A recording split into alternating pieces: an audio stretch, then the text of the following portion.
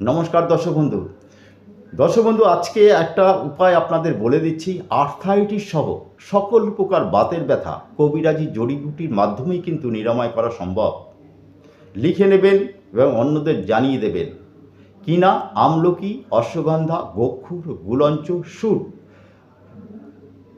শোধিত গোগুল এবং মিঠা সুরঞ্জন সব সম পরিমাণে নেবেন, অর্থাৎ 50 গ্রাম নিলে সব 50 গ্রাম করে নেবেন।